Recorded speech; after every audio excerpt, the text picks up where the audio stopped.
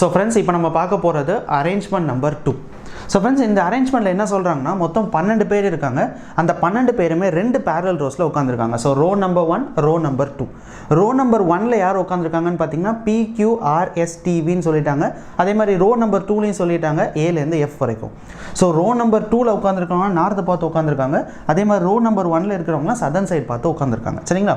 அடுத்து என்ன சொல்லியிருக்காங்கன்னு பார்த்தீங்கன்னா each row contain 3 males 3 females. So ஒரு ரோலையுமே 3 மேல் மெம்பர்ஸ் இருக்கணும், 3 ஃபீமேல் மெம்பர்ஸ் இருக்கணும். Point number 1, C is sitting at the left end ன்னு சொல்லியிருக்காங்க and is the only female who is sitting one of the extreme ends. So friends extreme எண்டுன்னு என்ன அர்த்தம்னா corners. இதுதான் கார்னர், இது ஒரு கார்னர், இது ஒரு எக்ஸ்ட்ரீம் எண்டு, அதே மாதிரி இது ஒரு எக்ஸ்ட்ரீம் எண்டு, இது ஒரு எக்ஸ்ட்ரீம் எண்டு. அவங்க என்ன சொல்லியிருக்காங்கன்னா C is sitting at the left endன்னு சொல்கிறாங்க. Cங்கிற பர்சன் ரோ 2ல் உட்காந்துருக்காங்கன்னு முன்னாடியே கொடுத்தாச்சு. ஸோ லெஃப்ட் எண்டுன்னு சொன்னால் இதுதான். C is the only female சொல்லியிருக்காங்க. ஒரே ஒரு பொண்ணு தான் இந்த கார்னரில் உட்காந்துருக்காங்கன்னு சொல்கிறாங்க. இந்த 4 எக்ஸ்ட்ரீம் எண்டில் C is the only female. நல்லா பாருங்கள், C is sitting at the left end and is the only female who is sitting one of the extreme end. இந்த 4 எக்ஸ்ட்ரீம் எண்டில் ஒரே ஒரு எக்ஸ்ட்ரீம் எண்ட் மட்டும்தான் ஃபீமேல். அப்போ பாக்கி இருக்கலாம் கண்டிப்பாக யாராக இருக்க முடியும்னு பார்த்தீங்கன்னா மேல் தான். ஸோ ஃப்ரெண்ட்ஸ் நான் என்ன பண்ணுவேன்னா மேல்னா பாக்ஸ் போட்டுருவேன், ஸோ ஃபீமேல்னா சர்க்கிள் போட்டுருவேன். சரிங்களா? ரைட். அடுத்த பாயிண்ட் பாருங்கள். In row number 1 no male is sitting together. Row number 1ல் மேல் மெம்பர்ஸ் பக்கத்தில் உட்காரலன்னு சொல்லிட்டாங்க. அப்போ கண்டிப்பாக இது யாராக இருக்க முடியும்னா ஃபீமேலாக தான் இருக்க முடியும். பட் இது என்னன்னு தெரியாது. ஸோ அடுத்து பாருங்கள், in row number 2 females and males are sitting alternately. அப்போ கண்டிப்பாக ரோ நம்பர் 2ல் ஃபீமேலும் மேலும் ஆல்டர்னேட்னு சொல்லியிருக்காங்க. ஸோ இது மேல்னா அப்போ கண்டிப்பாக ஃபீமேல், ஸோ இது மேல்னா அப்போ கண்டிப்பாக இது female. Okay. So point number 3, A is facing the person who is sitting second to left of his grandmother S. So friends அந்த பாயிண்ட்டை பாருங்கள். A is facing the person. A வந்து யாரையோ ஃபேஸ் பண்ணுறாங்க. சரிங்களா? க்ளூ நம்பர் 1 வச்சுக்கலாம். A வந்து யாரோ ஒரு பர்சனை ஃபேஸ் பண்ணுறாங்க. இந்த பர்சன் வந்து அவங்க என்ன சொல்கிறாங்க பாருங்கள், sitting left of is grandmother எஸ்ன்றாங்க. கிராண்ட் மதரோட லெஃப்ட்டில் 2வதுல இந்த பர்சன் உட்காந்துருக்காங்க. ஸோ கண்டிப்பாக இதுதான் கிராண்ட் மதராக இருக்க முடியும். கிராண்ட் மதருங்கிறனால ஒரு ஃபீமேல் பர்சன், எஸ் வந்து ஃபீமேல். ஃப்ரெண்ட்ஸ் ரொம்ப முக்கியமான point, A is facing the person. A is facing the person. இந்த பர்சனை ஃபேஸ் பண்ணியிருக்காங்க.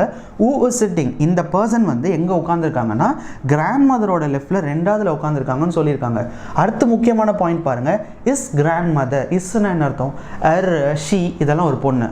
இஸ் இம் அப்படின்னு சொன்னால் ஒரு பையன். ஸோ நம்ம என்ன சொல்லலாம்னா ஏங்கிற பர்சன் ஒரு மேல் மெம்பர்னு சொல்லிடலாம். அவங்க சொல்லிட்டாங்க இஸ் கிராண்ட் மதர். இஸ் கிராண்ட் மதர்னா ஒரு பாயோட கிராண்ட் மதர்னு அர்த்தம். ரைட்.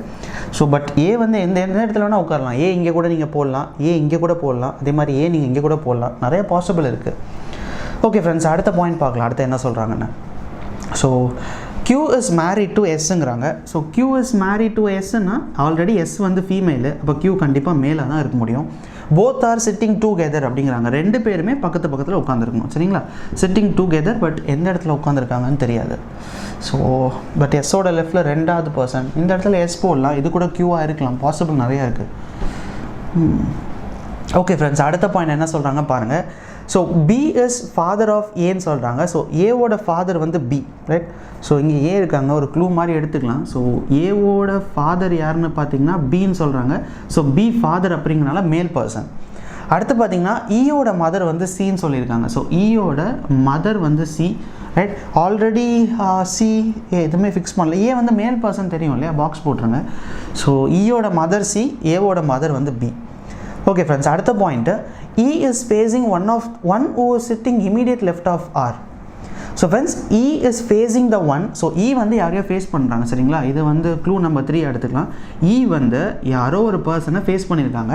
ஸோ அந்த பர்சன் பார்த்தீங்கன்னா ஆரோட லெஃப்டில் இமீடியட்டில் உட்காந்துருக்காங்கன்னு சொல்கிறாங்க. ஸோ அப்போ கண்டிப்பாக ஆர் எங்கே முடியும், இங்கே தான் இருக்கும். ஸோ E வந்து பார்த்தீங்கன்னா என் மேலாக ஃபீமேலாக தெரியல. ரைட். ஸோ ஃப்ரெண்ட்ஸ் E வந்து யாரோ ஒரு பர்சனை ஃபேஸ் பண்ணியிருக்காங்க. இந்த பர்சன் வந்து ஆரோட லெஃப்டில் உட்காந்துருக்காங்கன்னு சொல்லியிருக்காங்க. ஓகே ஃப்ரெண்ட்ஸ், அடுத்த பாயிண்ட் பார்க்கலாம். E is wife of V. So வியோட ஒய்ஃப் யாருன்னு பார்த்தீங்கன்னா E. ஸோ வியோட ஒய்ஃப் வந்து E அப்படின்னா கண்டிப்பாக V மேலாக தான் இருக்க முடியும். ஸோ E வந்து ஃபீமேலு. ஓகே, அடுத்த பாயிண்ட் பாருங்கள். T is wife of D. டியோட ஒய்ஃப் யாருன்னு பார்த்தீங்கன்னா டீன்னு சொல்லியிருக்காங்க. ஸோ அப்போ கண்டிப்பாக டிங்கிறது ஒரு மேலாக தான் இருக்க முடியும்.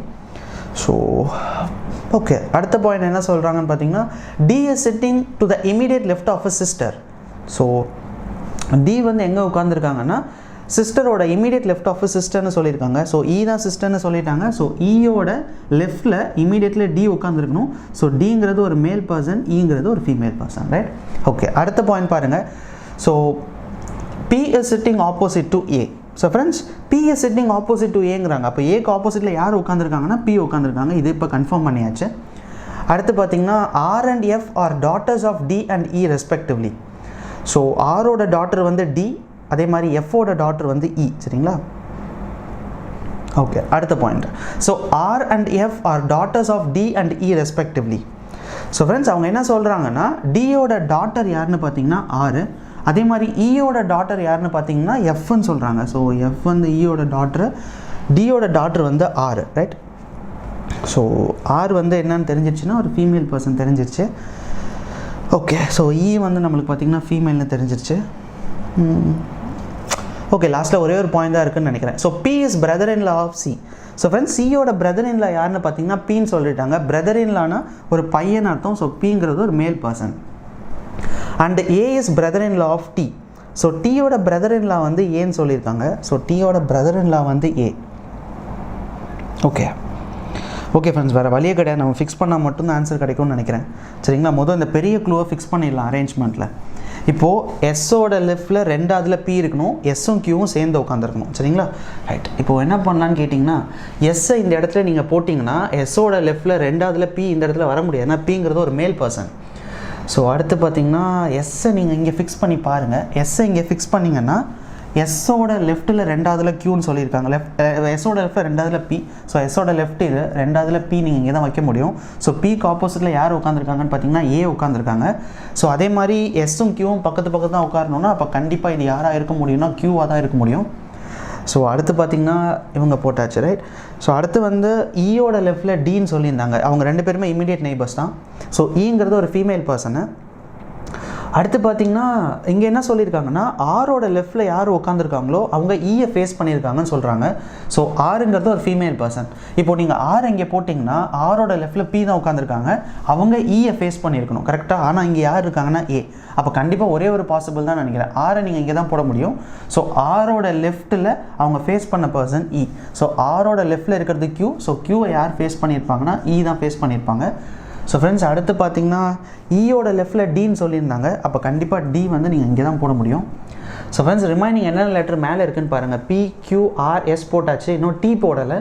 ஸோ இன்னும் டி பேலன்ஸ் இருக்குது. அதே மாதிரி பார்த்தீங்கன்னா வி பேலன்ஸ் இருக்குது. பட் வந்து மேல் ஃபீமேல் பேலன்ஸ் இருக்குது. ஸோ ஃப்ரெண்ட்ஸ், இங்கே பாருங்கள், டீங்கிறது ஃபீமேல்னு தெரிஞ்சிருச்சு. அப்போ கண்டிப்பாக டி இங்கே தான் இருக்க முடியும். ஸோ பேலன்ஸ் இருக்கிறது வி. ஸோ கண்டிப்பாக வி இங்கே தான் இருக்க முடியும். ஸோ இதில் யாரெல்லாம் பேலன்ஸ் இருக்காங்கன்னு பார்த்தீங்கன்னா பி இன்னும் பேலன்ஸ் இருக்காங்க. So B, ABCDEF. ஸோ இயும் எஃப்பும் பேலன்ஸ் இருக்குது. ஸோ ஃப்ரெண்ட்ஸ், ஆல்ரெடி எஃப்ங்கிறது ஒரு ஃபீமேல்னு தெரியும். அப்போ எஃப்பை நீங்கள் இங்கே தான் போட முடியும். ஸோ பாக்கி இருக்க லெட்டர் பி இங்கே தான் போட முடியும். ஸோ ஃப்ரெண்ட்ஸ், ஃபைனலாக எல்லா க்ளூவும் எழுதிட்டாலே அதை ப்ராப்பராக அந்த க்ளூவை நீங்கள் ஃபிக்ஸ் பண்ணிட்டாலே ஆன்சர் கிடச்சிரும். ஸோ இதுக்கு பிளட் ரிலேஷன் ரொம்ப ரொம்ப ஈஸி. யார் ஹஸ்பண்ட் யார் ஒய்ஃப்னு தெரிஞ்சிச்சு.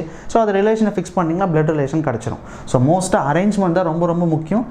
ஸோ ஃப்ரெண்ட்ஸ், நிறைய ப்ராக்டிஸ் பண்ணி பாருங்கள். எல்லா நிறைய அரேஞ்ச்மெண்ட்ஸோட யூடியூப் சேனலில் இருக்குது. ஸோ மறந்துடாமல் டவுன்லோட் பண்ணி எல்லா அரேஞ்ச்மெண்ட்டும் சால்வ் பண்ணி பாருங்கள்.